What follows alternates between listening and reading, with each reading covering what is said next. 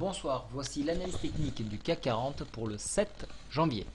Alors ce soir donc on a eu une baisse sur la fin en raison de l'indicateur ISM qui était mauvais. L'impact s'est tout de suite fait ressentir sur l'euro-dollar.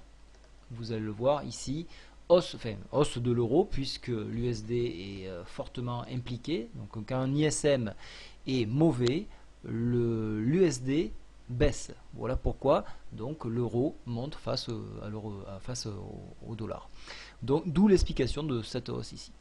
Voilà. Donc maintenant je passe sur le CAC 40. Vous voyez que depuis plusieurs jours nous nous appuyons sur la MM7 ici, sur 3 points. Sans cassure de ce niveau, il est difficile de voir un contact sur la MM20 à 4172. Si je trace un petit peu des supports et des résistances, vous voyez qu'ici, par exemple, je vais tracer une oblique. Vous voyez qu'elle correspond exactement à ce point-là. Alors attendez, je vous la trace en noir, vous allez tout de suite comprendre. Voilà. Voilà, cette oblique-là qui représente cette mèche ici, ici, ici. On suit un prolongement, vous voyez qu'elle correspond parfaitement à ce niveau-là. Donc, sans enfoncement de cette oblique, on n'ira pas chercher ce point-là.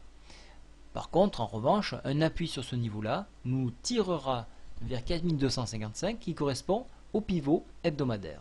En dépassement de ce niveau-là, on ira chercher une nouvelle fois de plus les 4298 et là en dépassement bien évidemment le contact de la médiane de la fourchette d'Andrews qui se trouve autour de 4325 actuellement. Donc si j'affine un petit peu ma recherche, que je trace un retracement de Fibonacci ici. Dans l'idée où nous enfonçons cette oblique, nous avons un support à 4209 et tout proche donc de la MM20, donc pas notable sur ce pivot là. Voilà donc un petit peu ce que l'on peut dire. Au niveau du stochastique, vous voyez que nous avons fortement refroidi, donc ce qui permet à l'indice parisien de consolider, on le voit, cette longue consolidation, on n'enfonce pas ce niveau-là depuis 1, 2, 3, bon ici c'était les fêtes, 1, 2, 3, 4, 5, 6, 7 bougies, donc on a fortement consolidé ce niveau-là, et donc il sera assez difficile de l'enfoncer, il faudra une nouvelle, mais surtout du volume, de la puissance pour marquer un grand coup.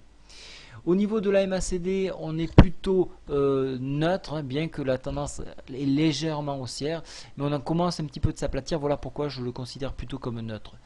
Voilà, donc pour demain matin, vous avez bien compris, sans enfoncement de ce niveau-là, on n'aura pas de signal de baisse.